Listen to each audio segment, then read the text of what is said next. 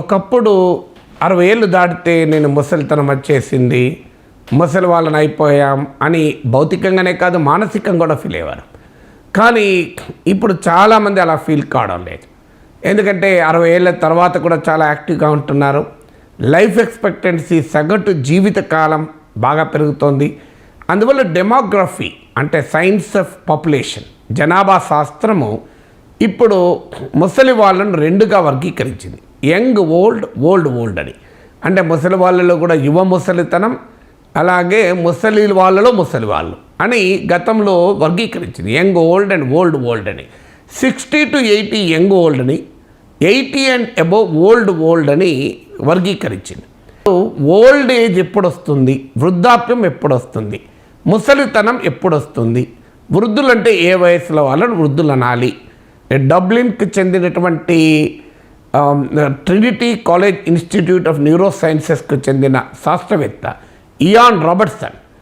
So ఈ Ian Robertson 1984 నుంచి మానవ మేధస్సు పైన, మెదడు పైన ఆయన ఇతోధికంగా పరిశోధనలు జరుపుతున్నాడు.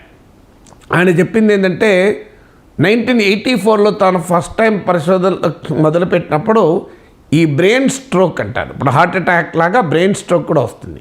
బ్రెయిన్ స్ట్రోక్ వచ్చిన పేషెంట్ల సగటు వయసు తీశాడు. ఎవరేజ్ ఏజ్ 72 years ఉండే. 99కి వచ్చేవరకు ఇది 82 yearsకు మారింది. అంటే 10 years పెరిగింది బ్రెయిన్ ఇంప్రూవ్ ఫంక్షనింగ్. 80 ఏళ్ళ వరకు కూడా మనిషి వృద్ధుడు కాదు, మనిషికి ముసలితనం రాదు. ఇది బయాలజికల్గా, సైకాలజికల్గా రెండు రకాలుగా. కేవలము సైకాలజీ కాదు, బయాలజికల్గా కూడా కాదు అంటాడు. కారణం ఏంటంటే ముసలితనము కూడా మానసికమైన ఫంక్షన్, శారీరకమైన ఫంక్షన్. సో మెదడును ఈ Ian Robertson human brain is also like a plastic లాంటిది. ఇది మనము ఉపయోగిస్తున్న కొద్దీ ఈ బ్రెయిన్ పనిచేయడం కానీ, దీని సామర్థ్యం కానీ, దీని స్వభావం కానీ, స్వరూపం కానీ మారుతూ ఉంటుంది అని చెప్తాడు. ఇది దేనిపైన మారుతూ ఉంటుంది ఆధారపడము అనేది అంటే మనం ఆలోచించడం పైన, మనం నేర్చుకోవడం పైన, మన అనుభవం పైన, ఎక్స్పీరియన్స్ పైన, లెర్నింగ్ పైన, థింకింగ్ పైన ఆధారపడి ఉంటుంది అని చెప్తాడు. అందువల్ల మనకు ఈ 3 అంశాలు ఎక్స్పీరియన్స్, థింకింగ్, లెర్నింగ్ గనక రిచ్గా ఉంటే, చాలా ఎక్కువగా ఉంటే వారు ఖచ్చితంగా వారి మెదడు మరింత ఆరోగ్యంగా ఉంటుంది అని ఆయన చెప్పేది. అంటే ముఖ్యంగా 50 years to 80 years మధ్యలో ఉన్న వాళ్ళు, వీరు 30 years of productive and active life ఉండగలుగుతుంది. దీనికి ఆయన 7 అంశాలు చెప్తాడు ఏం చేయాలని. సో 50 నుంచి 80 ఏళ్ళ వయసులో మీరు ఏమి చేస్తే మీ మెదడు షార్ప్గా ఉంటుంది, మీ మెదడు ముసలితనాన్ని దూరంగా పెడుతుంది, వృద్ధాప్యాన్ని దూరంగా పెడుతుంది అంటే ఆయన చెప్పిన 7 పనులు చేయాలి అంటాడు. మనం అందరము చేయగలిగే పనులు ఏం కష్టం కాదు. ఒకటి physical exercises, physical activity. So activity బట్టి మన మెదడు సామర్థ్యం కానీ, స్వభావం కానీ, స్వరూపం కానీ నిర్ణయించబడుతుంది. అందువల్ల ఏరోబిక్ ఫిట్నెస్, ఫిజికల్ ఫిట్నెస్ అనేది చాలా కీలకం. మీరు వాకింగ్ చేస్తారా, రన్నింగ్ చేస్తారా, జిమ్కి వెళ్తారా, ఓ యోగా చేస్తారా, మీరు ఏమి చేస్తారన్నది పాయింట్. కానీ ఫిజికల్ యాక్టివిటీ అనేది మనిషిని శారీరకంగానే కాదు మేధోపరంగా కూడా చాలా చురుగ్గా ఉంచుతుంది. ఇది మొదటిది. రెండవది మెంటల్ స్టిమ్యులేషన్. అంటే మనము థింక్ చేస్తే మన మెదడు పనిచేస్తుంది. ఇప్పుడు థింక్ చేయని మెదడు అసలు శరీరంలో ఏ అవయవమైనా మనం ఉపయోగించడం మానేస్తే ఆ అవయవం కాస్త పనిచేయడం మానేస్తుంది. సో మీరు అందువల్ల మనిషి మేధస్సుకున్న క్యారెక్టర్ ఏంటంటే దాన్ని ఉపయోగించాలి. సో మనం ఎంత ఉపయోగిస్తే అది అంతగా మనకు పనిచేస్తుంది, దాని సామర్థ్యం పెరుగుతుంది. అందువల్ల mental stimulation, you should think. ఎంత ఎక్కువగా ఆలోచించంటే బాధపడుతూ విచారిస్తూ కాదు, వైవిధ్యభరితంగా నీ మేధస్సును ఉపయోగించితే, మేధస్సును ఒక మంచి ఆలోచనలతో కనుక ఉపయోగిస్తే మెదడు ఆరోగ్యంగా ఉంటుంది. ఇది రెండవది. మూడవది ఏంటంటే లెర్నింగ్. నేర్చుకునేవారు ఆరోగ్యంగా ఉంటారు. అందుకే మీరు గమనించండి, కొంతమంది 80 ఏళ్ళ వయసులో, 90 ఏళ్ళ వయసులో, 70 ఏళ్ళ వయసులో కూడా పిహెచ్డీలు చేస్తుంటారు. కొత్త సబ్జెక్టులు నేర్చుకుంటారు, కొత్త లాంగ్వేజెస్ నేర్చుకుంటారు, వాళ్ళకి అవసరం ఏంటి అని. ఇటీవల మెడికల్ ఎడ్యుకేషన్లో సీటు కొరకు కూడా ఏజ్ లిమిట్ ఉండకూడదని చర్చ రావడానికి కారణం ఇది. అందువల్ల learning as no age limit, నేర్చుకోవటానికి వయోపరిమితి లేదు. చాలామంది రిటైర్ అయినాక కూడా చదువుతూ ఉంటారు. So learning as no age limit and మీరు ఎంత నేర్చుకుంటే అంత ఎక్కువ నేర్చుకోగలుగుతారు.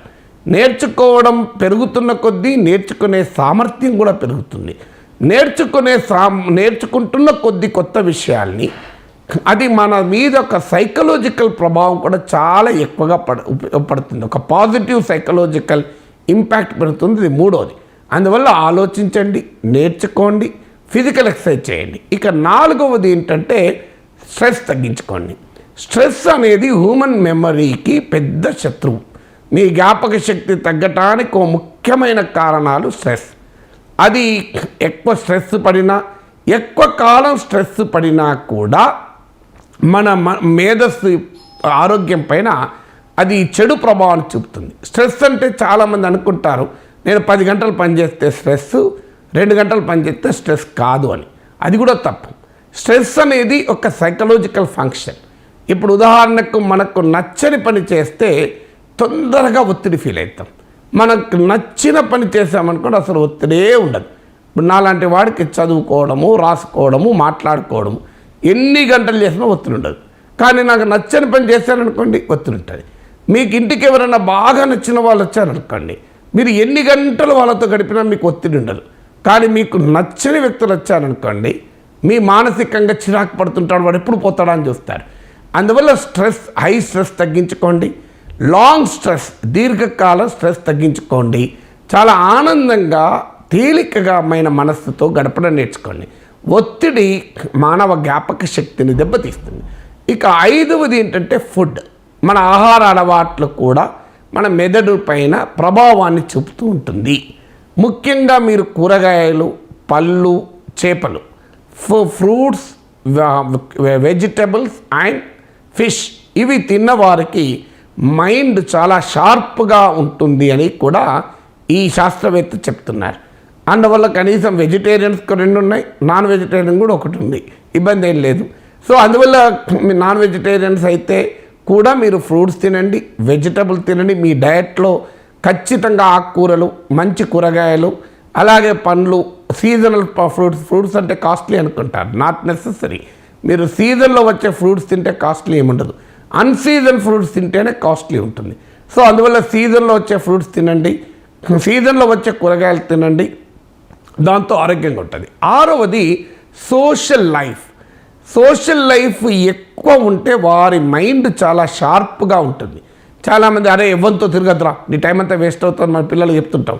ఫ్రెండ్స్ వద్దురా, పర్లేదారా ఎప్పటికి ఫ్రెండ్స్ ఏనారా అంటుంటాం. ఫ్రెండ్స్ వచ్చాడు, ఫ్రెండ్స్తో ఆడుకోవడం, ఏమద్దురా కూర్చోవాలి, ఇంట్లో కూర్చోవాలి, చదువుకుంటూ కూర్చోవాలి అనుకుంటారు. కానీ అది నిజం కాదు. ఎవరికైతే స్నేహితులు ఎక్కువ ఉంటారో, ఎవరైతే సోషల్ ఇంటరాక్షన్ అంటే ఫ్రెండ్స్తో ఎక్కువ కాలం గడుపుతారో, ఎక్కువగా 10 మందితో కలిసిమెలిసి తిరుగుతారో వారి మెదడు చాలా షార్ప్గా ఉంటుందని పరిశోధనలు చెప్తున్నాయి. So have a rich social life. Covid వల్ల ఈ సోషల్ లైఫ్ కాస్త దెబ్బతిన్నది. సోషల్ లైఫ్ ఆన్లైన్ అయిపోయింది. ఇప్పుడు కోవిడ్ తగ్గింది కనుక bring back the social life. తెలిసిన వారితో కలవండి, మాట్లాడండి, వాళ్ళ ఇంటికి మీరు పోండి, మీ ఇంటికి వాళ్ళు రండి, కలిసి ఎక్కడికైనా వెళ్ళండి.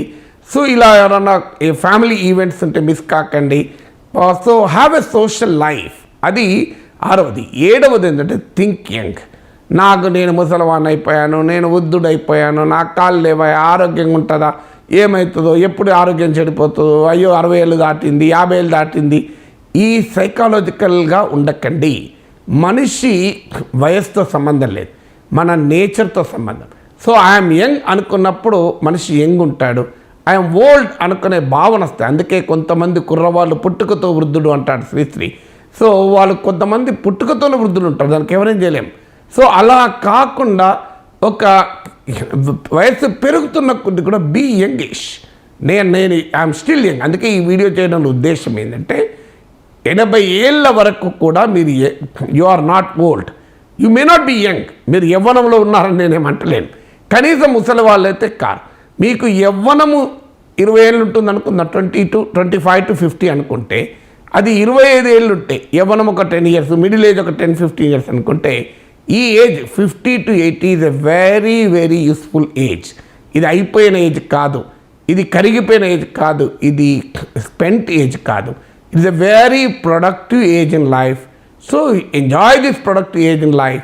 50 to 80, 60 to 60 వరకు ఎలాగో రిటైర్ కారు కనుక చాలామంది ఉంటారు. కానీ 60 ఏళ్ళు అయిపోయినాక జీవితం అయిపోయింది కాదు, మీకు వృద్ధాప్యం రాలేదు. You may be retired but you are not tired. Retire అయిన వాళ్ళు కూడా టైర్ కావాల్సిన అవసరం లేదు అన్నది ఈ కొత్త పరిశోధన మనకు చెప్తున్న అంశం. సో 80 ఏళ్ళ వరకు మీరు ముసలి వాళ్ళు కాదు, మీరు వృద్ధులు కాదు, మీరు ఓల్డ్ ఏజ్ పీపుల్ కాదు. అయితే సీనియర్ సిటిజన్స్ అవుతారేమో, కానీ వృద్ధులు మాత్రం కాదు.